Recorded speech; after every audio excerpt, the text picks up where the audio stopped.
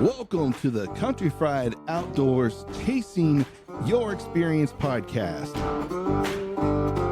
The podcast that will connect you to resources regionally and nationwide to engage them in open, honest discussions so that we can inspire the growth that you need to chase the experience you want. So strap yourself in because here we go.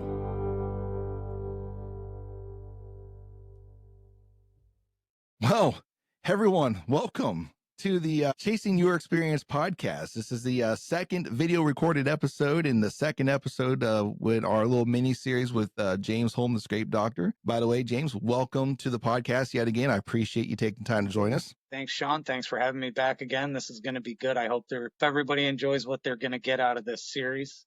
And we hope that we're giving them some good information that's going to help them improve their mock scrape game and maybe just their hunting experience overall. Not necessarily just the mock scrape thing, but their hunting experience overall. It's just, at the very least, it'll be another tool for the tool belt for them as they move on and throughout hunting or however they want to hunt. It's something else they can add to their tool belt that they can use to, create a pattern and take advantage of, the natural behavior of deer to benefit them, create them ambush spots that they need or whatever they want to do with it. So, nope. You know what? I've already got some comments from our previous time together, especially now because we're starting to get out some little teasers here and there. And I've got some people that's been looking at the previous podcast now, trying to get caught up. One of my buddies now, he's doing that. He's like, man, I got through the first. He's like, I started backwards. I started on the third one. And then now I went back and did the first one. And I'm about halfway through the second one. And he's like, I'm sold. Like, I am sold. I'm ready to roll. What do I need to get? I'm like, well, I'll tell you what I think, but here's, I would, go here. Here's what I would tell you to get. And I told him, I said, I would probably get 2 different lengths of rope. I said, I don't think you need to go crazy on ropes right now. Get a couple of good bases started, get a couple different, 1 or 2 different lengths of rope. So you got some variance so you can set them at a height as you need to, which by the way, that's going to be the topic of this episode is height. But before we get to that, well, we got some things to get through. And then I said, I would at least get about 2 balls of Scrape Magic. And because when I got through last year and we were talking a little bit before this went live and I was like, I think I went through about 1.5 bottles of Scrape Magic by the time the whole season was done. It's going to be a little slow. You're going to not go through as much at first. And then as the season progresses on, when you start opening up, like we talked about, I think probably the second episode, when we start opening up a lot more, you're going to go through a little bit quicker. But I was definitely through about 1.5 bottles and I was working 2 different properties. So yeah, that seems pretty consistent, honestly, with what you're going to use on a normal basis. I'm obviously going to use way more than that in a year, but I'm not just operating on one place either. So, but yeah, that seems like a reasonable amount to me, honestly. Yeah, I think I ended up running I think I maybe had three or I think I'm at the most 3 ropes on one property, but I did a lot of natural, licking branches. Yeah. The leading ins and the leading outs, they're the ones that do all the work, honestly. The hanging ropes and the vines get all the glory, and those leading licking branches get all the work. They do to get them up there to where you need them to be. And I still can't get over though. What I really can't get over is how much focus everyone else puts on everything on the ground, right? And not the branch itself. And we touched on this in the last episode we talked on. It's like, be honest with you, most of the time I've seen a deer working, especially last year, was in the licking branch because I actually started paying attention to that. I've seen some pawing here and there, but does, I barely seen them paw on the ground. If I did, it was very minimal. Bucks, maybe a couple, but most of the time I've seen them working a scrape, they were working that licking branch. Yeah. And most of the time when I see a buck actually scraping the ground, it's like an aggressive thing that I see. It's like an act of aggression from him. The best one I seen, this was several years ago, and he was a tank of a buck, but he was on a hot doe and he had a buck that was with him that was circling around him, and he was uber, and then he just was pawing up the ground, grunting, snorting, so it was an aggressive act. I mean, he made a scrape, but it was more out of aggression, frustration, than it was as a marking tool. Yeah, and that's, I think a lot of that people see that I think a lot of that is just that, a release of frustration. And guys happen to catch Mhm. that from the stand, not so much necessarily on a trail camera because that scrape's already there. A lot of times you'll see that act of that letting out that aggression on a branch or on a bush like that. And it's as they walk by, and it just happens to be at eye level and it happens to be right in the right place. It's not always right where there's another scrape. Well, that's how new scrapes get started right there.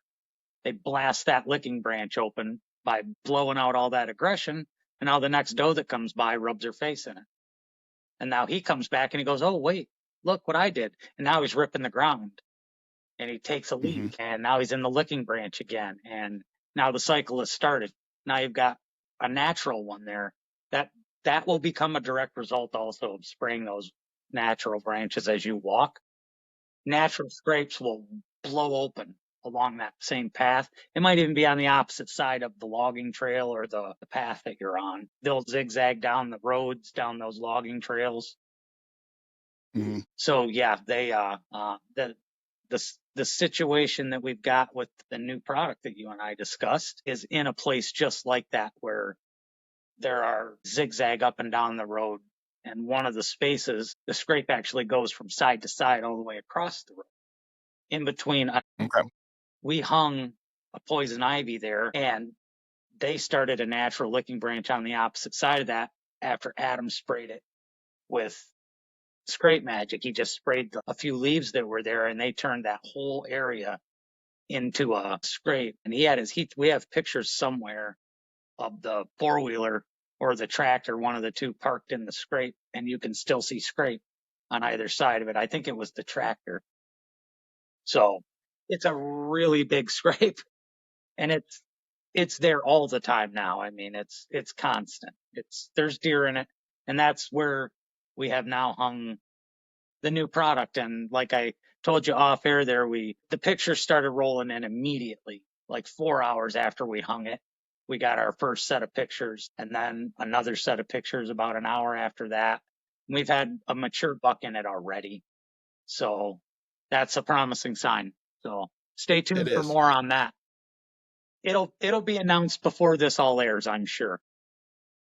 Well, I'll be looking at your Instagram and TikTok reels because I'll start seeing a lot of this once you guys are ready to start throwing that out there. Yeah.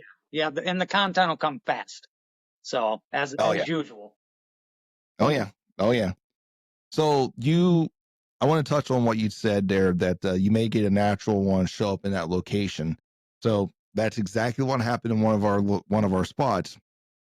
Is I was at well, they had to open the road up because they had a lot of deadfall that, there was a storm that went through and knocked a lot of trees over. So he had a outfit come in and kind of clear some of that up. Yeah. So one of the trails or one of the roads that they had made, we're going on like year 2 now. So it's starting to grow up now. It's starting to, not look like, I mean, it looks like a road, but there's a lot of like foliage coming up in it. So I went ahead and put a scrape up a little bit higher on the road and I went a little bit down, a little bit lower on the road and put scrapes in. And I put a camera on the lower one. I didn't worry about the top one. I was more worried about the lower one because it kind of connected and it was almost like a hub down there, where a couple of different fingers of the ridge lines and stuff came together because that's the one I wanted to watch. And so I'd go back, I would check the camera not every week, but I'd let it soak for a little bit. Then I'd go check it and I'd get some activity on it. Eventually I get a decent buck here and there. But the funny thing about this was, even though I've got these two set up, there's one they put right in between the two of them. They actually they made like I didn't do it, and I asked the property owner, I said, "Did you make that scrape down there?" He goes, "No, that wasn't me." So they came in and made a scrape in between those two. So whatever, because there's a couple of different bucks that were kind of working that area. I think it was right on the fringe of a territory of a couple different bucks. Okay. And so we had one very wide 10 point, and then another one that was just a really nice symmetrical. He would probably go 10 too, but he was more taller than he was wide. He was a nice looking buck. But those two were kind of working that area. And I think one of them just said, well, I don't know if this is your scrape or not, but I'm going to put mine here. Yeah. Well, he knew whose scrape it was. That's why that scrape, one of them knew whose was whose, and that's why it went there. So, is that on your ropes that you've got hanging now, or was that before you started using our stuff? That was with your guys' stuff, because I honestly, before I talked to you in Columbus, I really didn't do a whole lot of mock scrapes. If I did, it was the typical normal Yeah. wait till rut and or pre-rut, make a couple because you think you're going to pull them into that location because you just made a one or two. Yeah. And I think we talked last podcast about the success that may or may not come from that was just happenstance. It was just because it happened. It wasn't, a true pattern that was developed. It was just happened to be a buck that was coming through that time. And that's what it pretty much became. And I quit doing it because I really didn't see, I can be honest, I didn't see the value in it or to continue on, because I've tried different, I'm not going to name names. Yeah. I've tried different products. I've tried this, I've tried that, just basically what you see from the talking heads on the TVs. Yeah. And it just didn't seem to work like I wanted it to. Right. And so I just kind of got away from it. And then you and I started talking after we met there in Columbus.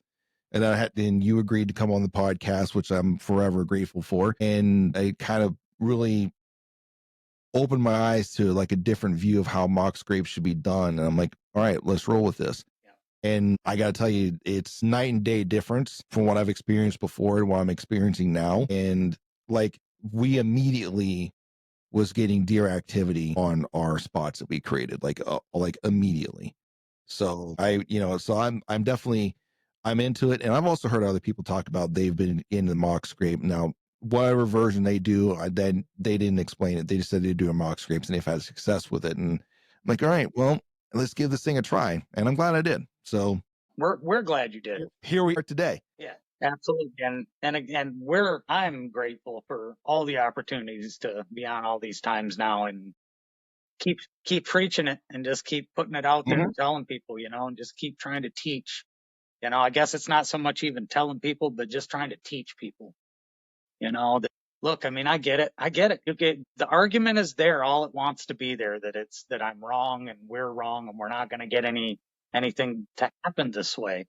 But all the videos and all the pictures prove otherwise. I mean, if people would just open their eyes just for a second and listen and not be so stuck on you hit it pretty good, the talking heads, listen to the guy that you don't know who he is just once.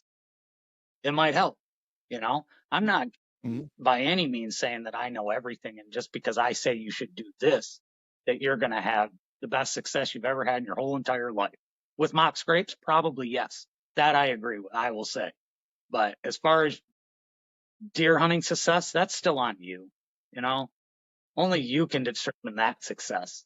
I'm not pulling the trigger or sending that arrow. That's you.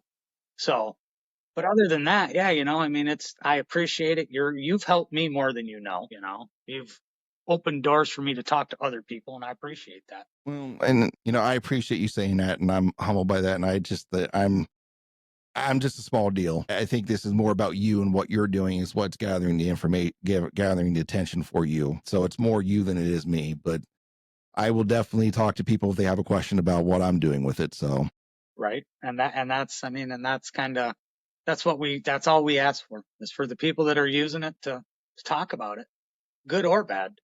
I want to hear the bad too, but I've yet to hear very much of that. And that's a good thing. I don't mind that either. But I do expect some too. We got to be realistic. Can't please everybody all the time. So yeah, you're right. You're going to get some kickback on whatever you do, right? Not everyone's going to agree with 100% what you say, and you're going to have to expect that it's going to happen. And if you don't get it, then you're just surrounding yourself with a bunch of people that just are either yes men and women, or they just don't want to they don't want to rock the boat. They're just like, yeah, whatever. I mean, it's good. You're doing great. It's easier to go really along with than to go against, Yeah. And I see that a lot. In almost every field I've ever been involved in. You have the ones who want to be disruptors. What's that? Every facet of life that happens. For sure. So last episode, we discussed a lot about why to get started on things, right? And I like to start with why when we have discussions, especially if we're going to talk about, trying to move the needle a little bit, because if you don't understand why you're doing something, then everything else doesn't make any sense to you, right? So I'm glad we were able to get out. Where you're doing it, why do it? I mean, right. Why do it at all? So but I think we started to touch a little bit about failures or why people fail with these. And I think one of the things that most people forget or most people don't think about is how high they set their mock scrapes up, right? And you've talked about before in a podcast with me that a lot of people need to lower their expectations. Because what the average height of a deer, shorter height, 3 to 4 feet, they're not as tall as people think they are. Right. 39 So inches. yeah, but they're not overly tall. So let's talk about height and when placing these mock scrapes, or what height we're looking for, and some good gauges and some lookouts into why we should focus on this height versus what does it look like if it's too high, what happens if it's too low. Let's talk about those aspects. What do you think? Right. Yeah, exactly. Perfect. We can. Exactly. The thing with the height thing there, Sean, is I'm not sure that you can go too low, honestly, because whatever you're using, a rope or whatever, as it gets closer to the ground, they can still reach it and rub on it and all of that. They can still do all of that lower. Mm-hmm. But if it's up too high, they can't reach it. They're going to walk under it. They're not going to get the scent. The scent's above their head now if you're way up high. Okay. Which means if you come in to a natural licking branch that's at eyeball height or nose height, somewhere in that area, right in your face, it's too high. The deer can walk under that easily. I mean, their head goes right under that. So bring that down to natural stuff, especially those bushes that I talk about walking and spraying between your knees and your waist. That's optimum height. A deer's going to walk up and stick their head out, a doe especially, and it's going to come in somewhere right around in that zone, because an adult doe is still even smaller than an adult buck. So she's going to be somewhere below your waist when she comes walking in at natural height at a relaxed stance, just standing there with her nose forward. She's going to hit that at your waist or below. They're just not very big. So somewhere, and I've explained this now for quite a long time and used those analogies for height, waist to chest, somewhere in that zone. That's your hot spot. That's the sweet spot. So what that amounts to measurement wise is everybody seems to want a number. So we can start that at 40 inches from the bottom of a rope. Start at 40 inches. It's going to put you right at your belly button, basically. If you stick a stiff tape measure down on the ground and come up 40 inches, it's going to land somewhere around your belly button. So start there and go 40 to 44 inches. So you're in this zone, unless you're an absolute giant man where your torso's, you're wearing a 39, 38 shirt with extra long and all that, because you got these big, huge arms. Unless you're that guy and normal. So we're going to have to start explaining, I guess, with numbers instead of body parts, because it's to the point now where it's starting to, the water is getting muddied for people. And I don't want it to be confusing. I want it to be simple, you know? So I figured and the reason I guess I explained it the way I did for so long was because your waist is a pretty simple measurement, but not everybody's waist is in the same place. Simple as that. I mean, It is. I want to ask, what do you think most people think they need to set these things up at their face? I think it's honestly my opinion on that has always been because they see these deer up on their hind legs in the scrapes. That's the pictures they see in the videos of these deer going up on their hind legs to work up above. And they think that they need to be super high up in the air, but that's where the deer like to do it. That's where they do it. It's normal. Well, it's not. It's because there's nothing down low. It's just a frustration factor. That scrape that you found that opened up between the two ropes could have been exactly that. Maybe there was something going on. They couldn't get a good work on your rope. They got frustrated, went down there and made one there, and then went on to the next rope. A lot of times that's what'll happen. We've talked about that. That's why we hang those poison ivies in those big gaping overhangs where there's a scrape. Well, that's because they've broken everything out of there. There's nothing left. And it doesn't seem like, in my experience, which has been for a while, they won't go from, say, like right here in this scrape and then this gets broken out. You see it. when you walk up, you can see a tree that's had a scrape in it a lot of years because it'll get a dome in it where everything's broken. They just don't seem to move just that 2 feet or 3 feet to one side or the other to get those branches that are right here. They'll go 20 yards and make another scrape, or go to the opposite side of that apple tree and make a scrape. They won't just move over a little bit and do them side by side and make a big one. It just doesn't seem to happen that way ever. Yeah. And so when they jump up like that, say they get up on their hind legs, are they trying to break something down to bring it lower, or they're trying to get something broken down that they can work on, that they can reach? okay. Because they're not meant to stand and walk on their back feet. So that's a very unbalanced position when they're up in the bushes, like, in the branches like that. So they're not getting a lot of leverage on that preorbital in there, rubbing on that. They can't drag that down to the ground because it's too high in the air to get it to work on it. Cause you've seen them do that too. Pull branches down and work that way. They can't do that because it's too high. So then you go in and you hang something like a poison ivy there that hangs down farther than even the just a rope squared, because that's longer yet, the poison ivy.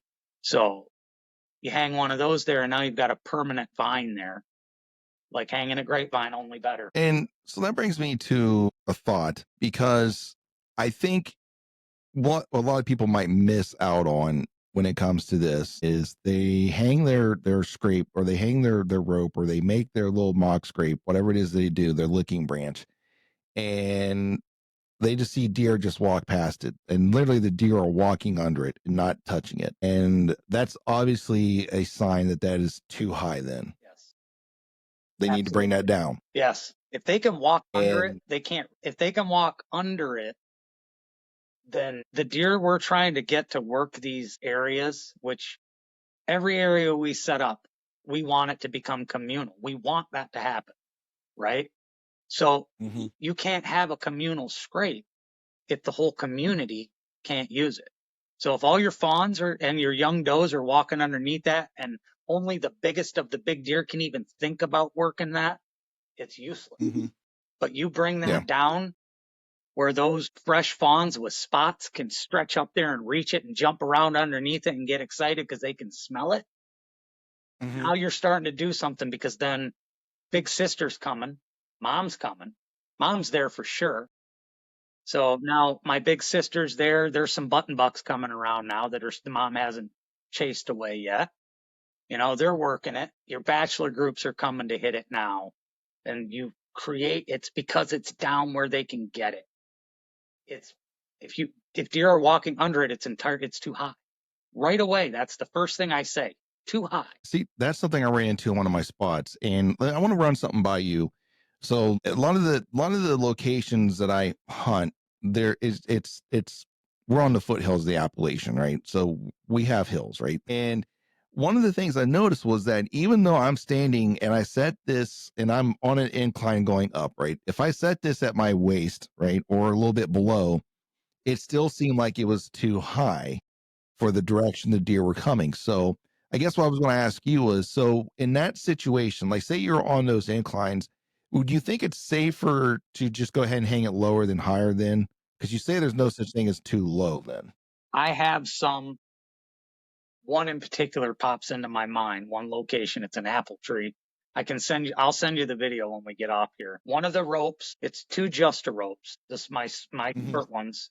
One of the ropes, the bottom of the rope is hanging at my waist, and the other one is hanging just below my knees, and I've got it bent.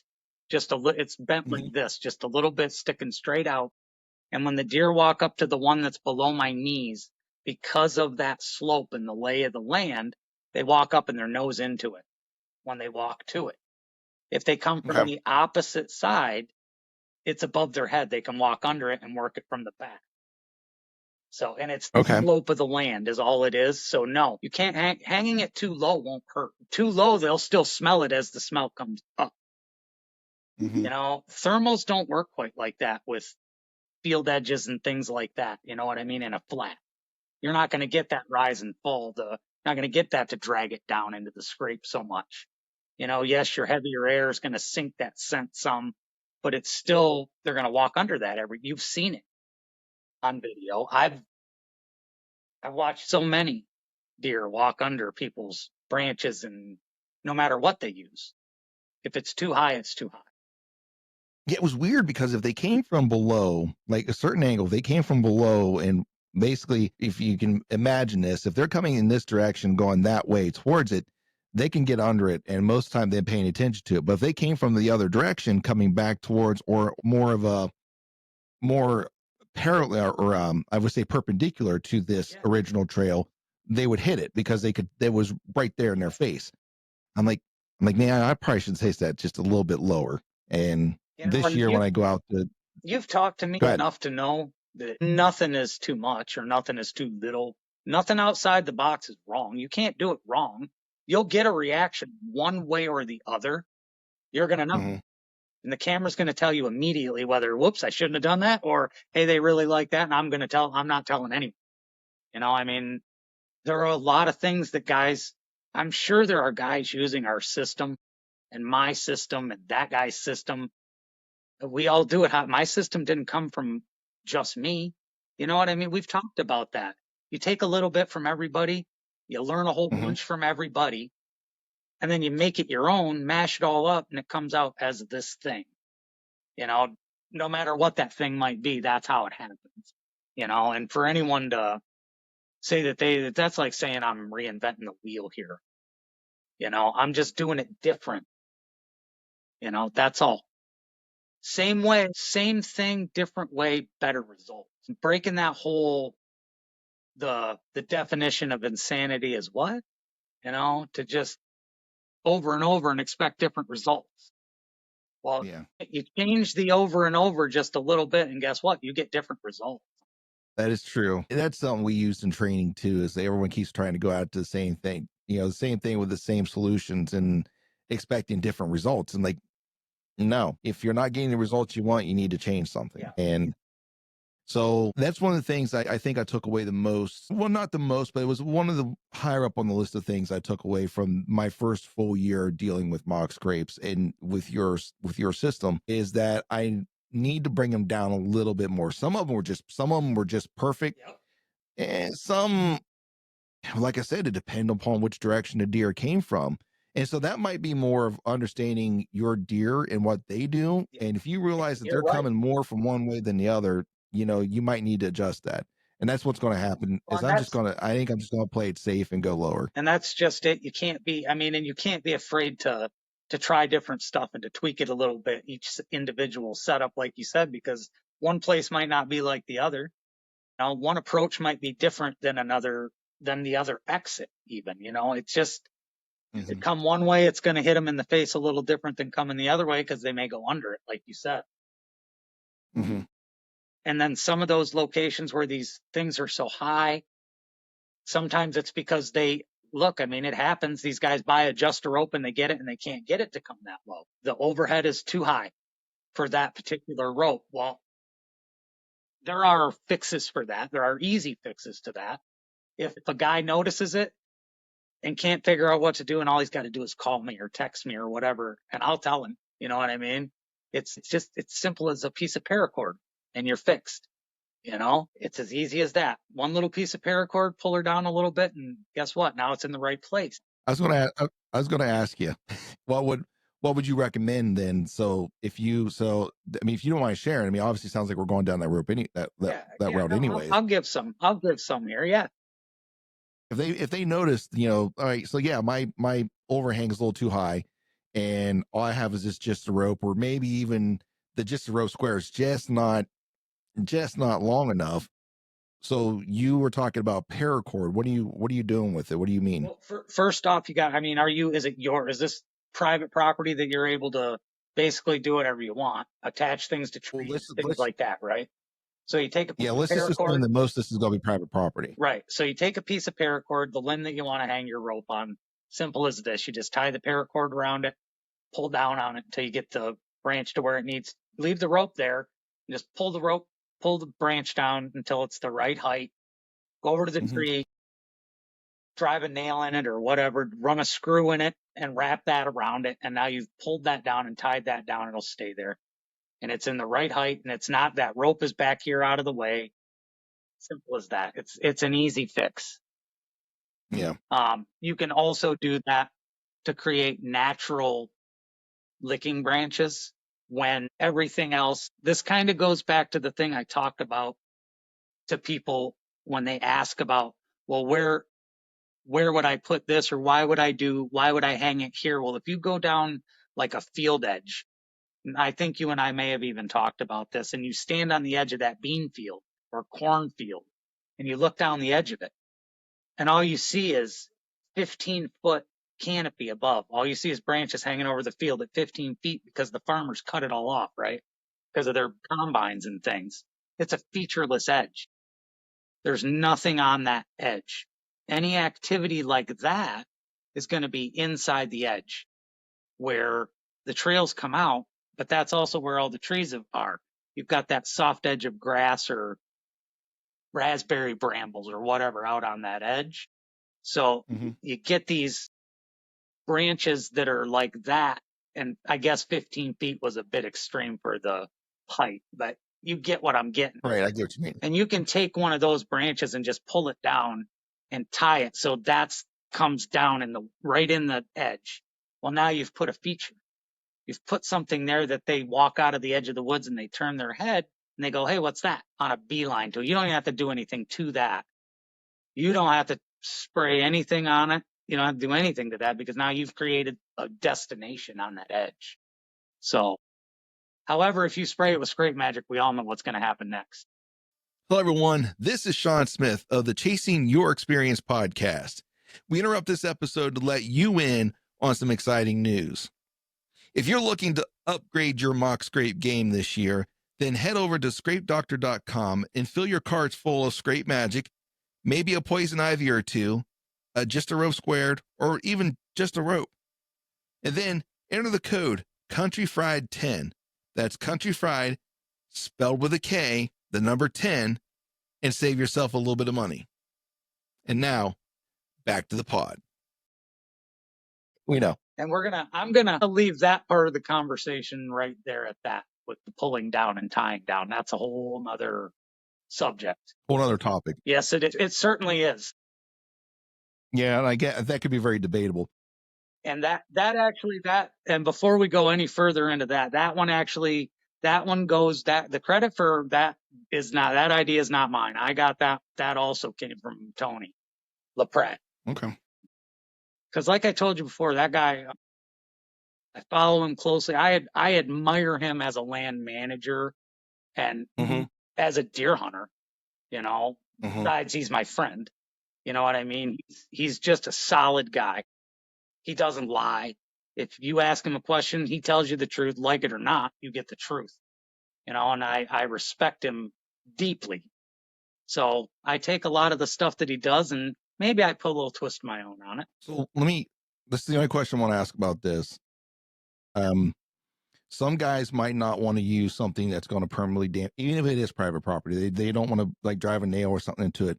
Could they achieve kind of the same thing by using like a tension hitch or something, or they can adjust the tension? You can eliminate that entire thing by just taking like a Walmart tent stake and just driving it in the ground on an angle so that they can't pull it up as they're working on the end of that branch. I've done that as well. And then you don't do anything in the tree at all. I do it into the tree because that gives you a little more of an angle on the cord to keep it out of any kind of a path. Because if you put it down into the ground like that, the deer will inherently they will work that cord because they like it. Yeah. They like to rub it, and lots of video of that too. And I honestly started spraying mine with scrape magic. Once I saw him using it, I sprayed with scrape magic and let him have at it. So that's the solution to that problem. I've heard it's because they like the tension, and that's why some ropes don't work out as well because there's not enough resistance. There's not enough pressure or enough tension in it that they can actually rub up against it, so they don't like it. They like the resistance and they like that snapback. Yeah, that makes sense. Well, thank you for that little tidbit there for some of the listeners out there that are listening and want to think, well, none of this will work, and they, you can go buy the poison ivy or future products as they come out, if they come out in different lengths and stuff that are out there. But there are a couple of solutions out there you can Absolutely. work on. For You go about it a guys, couple different ways. I mean, and we've talked about this too, for guys that can't afford anything maybe but the bottle of Spray Magic, pull that limb down and spray it, you know? You're going to Mhm. get the same results. You're going to get great results, and I get it. We get it that not everybody can afford everything all at once, so, but do whatever you got to do to make it work. So I got to take a little drink of childhood here. I found some Tang. It's been forever since I've You had gotta be Tang, and I kidding me. found Where'd you some. find it? Local Save a Lot here in town had it, Oh, we got to Save a Lot not far from here. I'm going to go look. and they had a whole stock of it. I'm like, Tang. I'm like, I have not had that in forever. Wow. So I honestly, I don't know that I could remember the last time I had Tang. I'm sorry I had to take a little drink of childhood there. Aging ourselves there, I think we're dating ourselves a little bit. There's probably people that at some point will listen to this like, what in the world is Tang? They're going to look it up, and the first thing they're going to find is the astronauts. And they're going to go, Right? oh, those guys are old. Oh, That's right. Reminds me of a comedy act where this guy's talking to the comedian was talking to the crowd and somebody younger, and he's like, "Can you even name an astronaut?" She goes, "Buzz Lightyear." yeah, that's close. Yeah, no, It's close, Now it's Katy Perry. don't get me started on that. I won't. Please don't. I won't. I had to, though. Don't. I was thinking about that the other day, and I don't. Maybe I'll say something off air with you because I had a theory about that, and I'm Yeah. like, especially how the door opened in instead of out. Yeah, we'll talk about that off air. I had some questions about that, so we'll talk later on that. Yeah, there's a couple of questions I had about that whole thing. Well, folks, if you're still here, don't forget to like and subscribe and follow the show. So, what else do you want to dive into? We talked a little about height. So we've and we're going to break this down, each one of these little subs topics in each one of these episodes to make it a little bit shorter, more digestible for people. So just to kind of recap on some of the things we discussed height wise. Now, I think your original, I like what you did originally when you were given a visual for people, right? Because I got to be honest with you, there's some people that you tell them 40 inches, and I worked as a trainer. Yeah, I worked as a trainer, and we talked about tourniquets. And now, mind you, when tourniquets, what we talk about is how you fold them up and get them stored away for one-handed operation. So you usually tell them to start off with a 6-inch tail. Now, depending who you talk to, 6 inches can be this much or it could be this much. Yep. So it really depends on who you talk to. So I like the analogy you give because you give a little bit more of a visualization for somebody about the waist. I'm not discrediting what you are saying because there are the people who, when you say 40 inches, they know what 40 inches is or close to it, and they'll run with that. So I wouldn't abandon the height. And you also gave the qualifier to me when we talked about Adams. Like, see, Adams is like 6'4". It's not waist to him. He needs to go a little bit lower than that. He might want to think about thigh with his because just how tall he is. And so I wouldn't discredit that completely and get away from that because there are some people that do need to see that visualization. But the 40 to 44 inches for the people who know what that is or are more mechanically inclined than I am, that makes sense to them. Like, I got it. So I like how you're moving forward and adding another reference for somebody to guess off of. Yeah. So we talked about that, trying to hit that sweet spot. The next thing was that there really isn't, I guess we could say there's optimal, but there is no such thing as like too low, but there is a such thing as a too high. And we need that to be so they can see it, right? And I think if we can take that a little bit more than just height, what about just the cover around it? Yeah.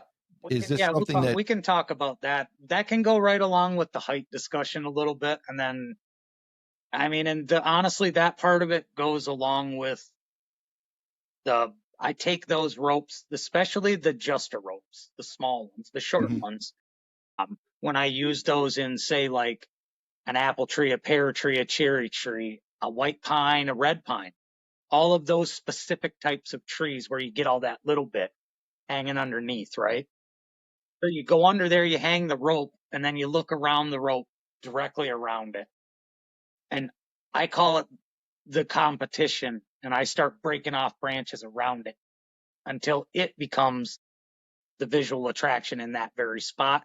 There could still be stuff outside of it, you know what I mean? It could be 6 inches away from the rope. It could be a foot. I don't know how it'll play out. I don't know what it'll do. It might just be a few branches creates a big open hole. But I always take away the competition at first because I want them to work that rope because I put it there for a specific reason. If they start working a natural licking branch 6 or 7 inches away from that, they may not stand the way I want them to stand. They may not approach the way I want them to approach. I mean, there's a lot of weird stuff in my head that tells me why I want to do it and why I should do it. And that's another part of the teaching thing and the please listen to me thing because it matters. Mm-hmm. It's just part of the maintenance of the scrape. If you're going to use something other than natural, I don't break anything off if I'm using just natural foliage and branches. I don't break stuff. One branch at the beginning and up inside, I'll break it. So again, that visual, it drops out, might be 3-4 inches down from the bottom, and that cluster of leaves that are needles or whatever kind of tree it is gets sprayed. Some on the outside edge, and that's it. So yeah, that part, yes. Well, it makes sense just to pique their curiosity on that, where that becomes the focal point for them.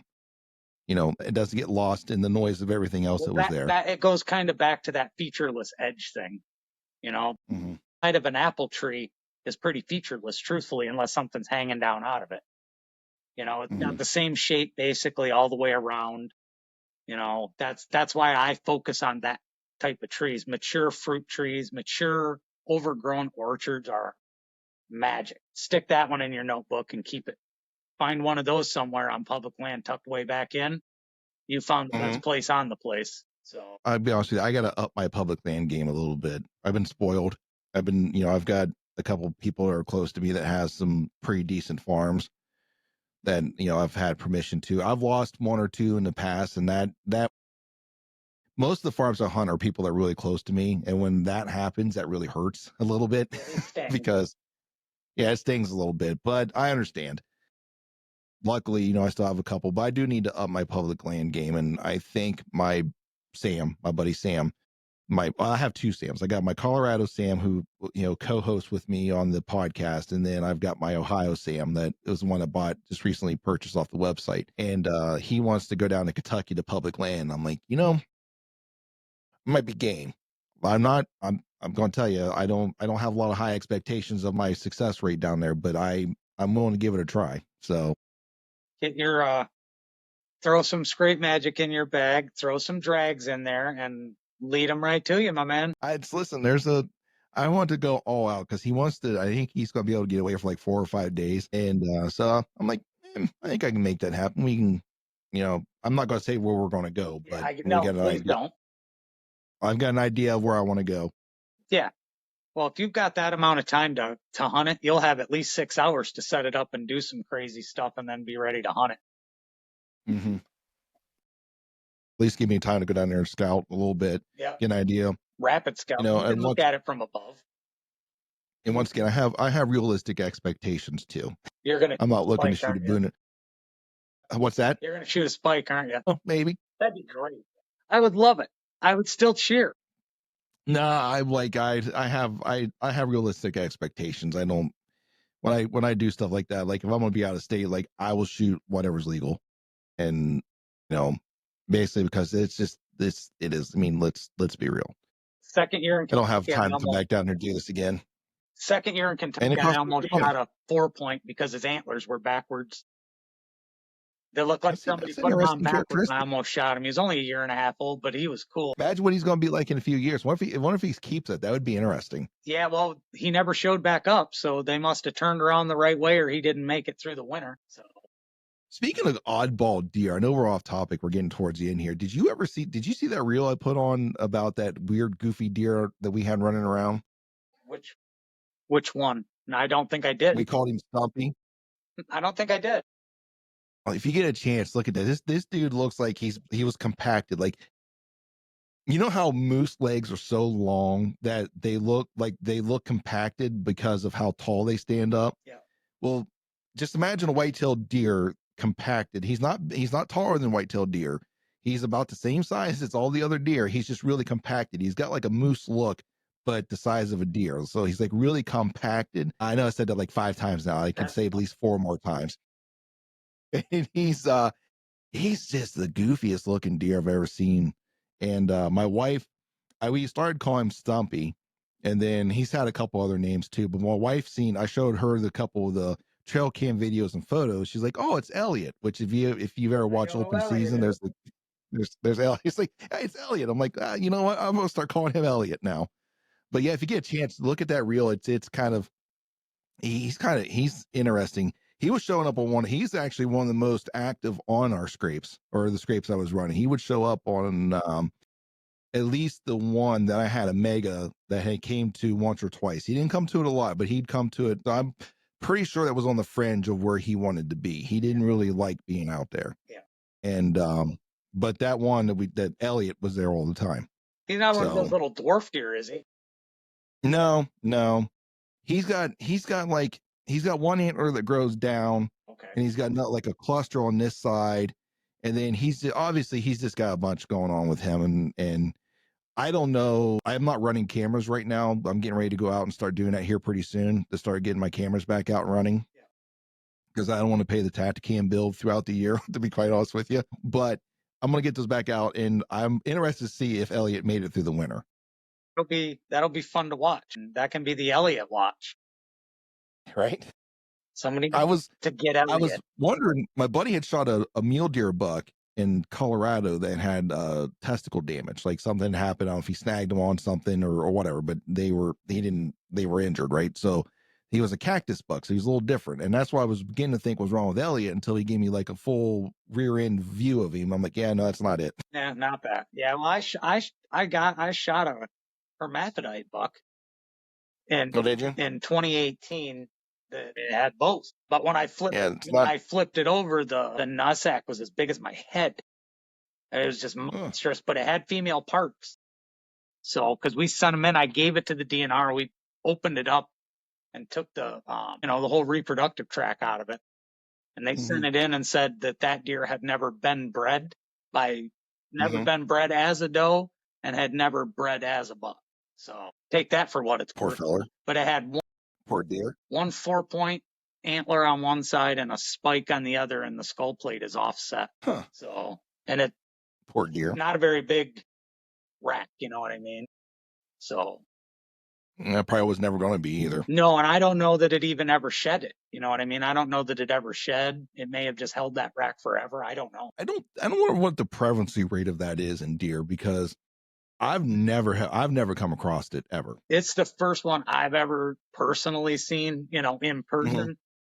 When I post about it, I'll get 3 or 4 people that will say, well, I shot one at this, my uncle did, you know what I mean? But not a whole lot of people, and for whatever reason, I mean, let's be real, 2018, everybody had a cell phone and everything. And why I didn't take a bunch of pictures is beyond me. The only excuse I have is it was raining. You know what I mean? I didn't get my phone out because it was raining. Well, I've foregone doing I've foregone doing the hero shots because of rain or just crappy weather. So I get it. It's like, I don't want to do this. Yeah. Or there's always that part too. I don't want to do this. I'm not doing it. I'm the guy that'll hang one up and let it hang until the next day because I don't want to do this. And then you got to pull them down and fight with them because they're nice and stiff. So yeah, well, should have done this last night. But you got to have. It'd have been a lot easier last night. Need the daylight pictures though. You got to have them in the daylight. Nobody wants to see pictures in the dark. Yeah, I know. If you take pictures in the dark, you get accused of poaching, especially if it's a big one. Ask CJ Alexander how that went for him. Yeah, it went great, didn't it? So here's another rabbit hole we could go down real quick. What about this? Did you see the CJ Huff thing or the Huff buck? They dropped the score. No. They dropped the score from 211 and whatever it was to 206. Why? I don't know all the details. But it's been on Facebook. They did a panel score of it. There was some kind of discrepancy with one of the actual scorers. There was some kind of an issue with him. What that is, I don't know what I mean. And I don't want to say anything about the guy because I don't really have any details on it, and I don't have a dog in the fight other than it's too bad for him, because it just tarnishes his legacy and it's not his fault. Yeah, I have heard that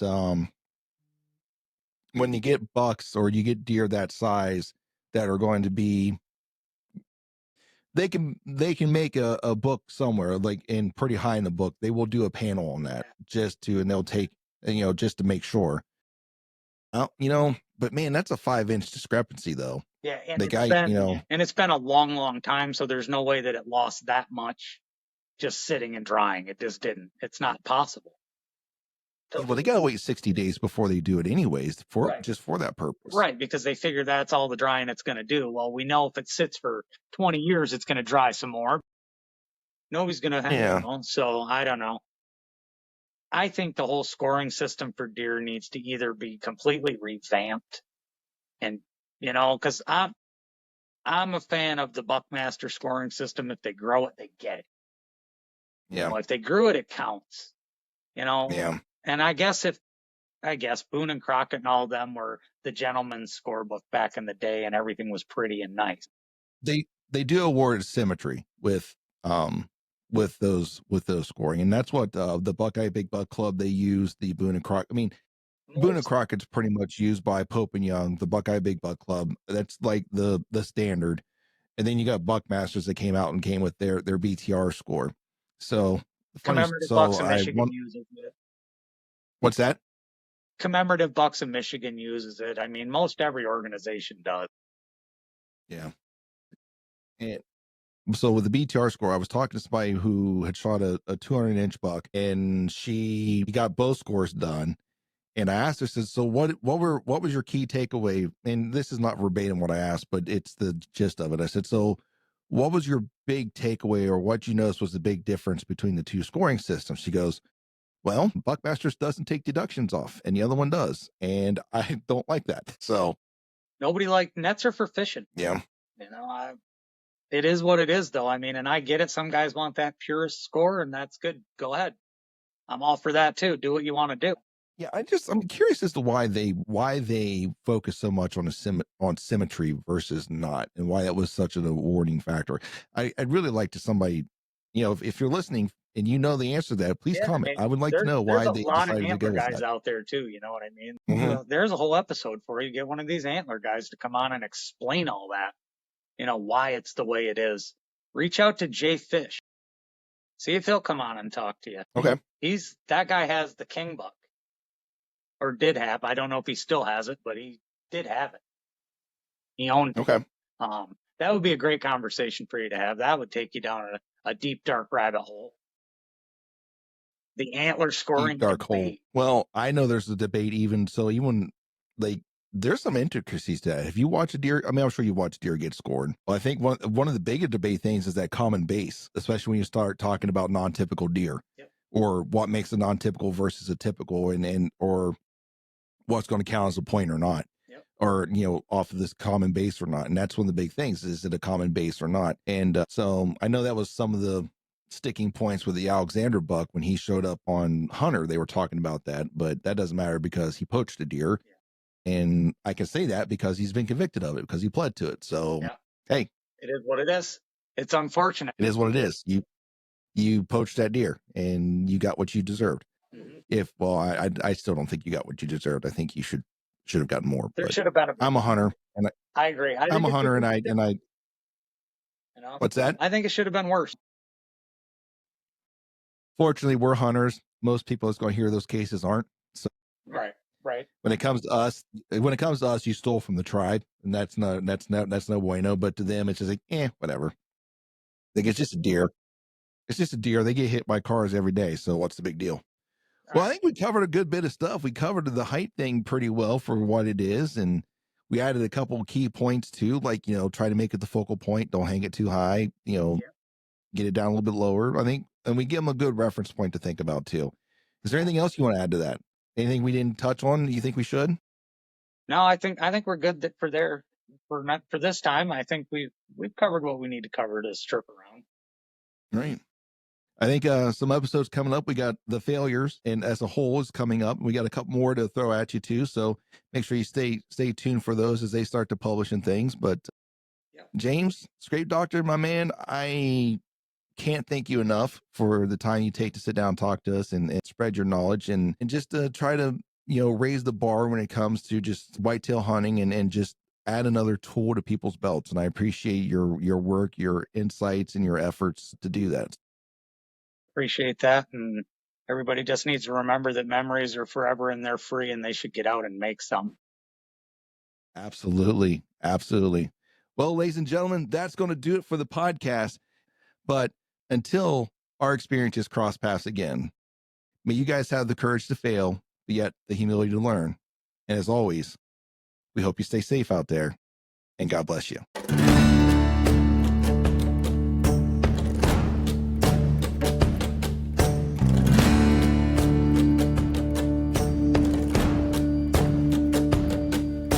Thank you for listening to the Country Fried Outdoors Chasing Your Experience podcast.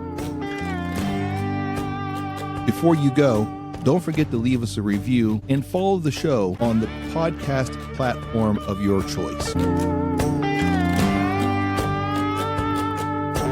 Are you hungry for more Country Fried Outdoors? Then follow us on Instagram at Country Fried Outdoors or subscribe to our YouTube channel at Country Fried Outdoor Productions.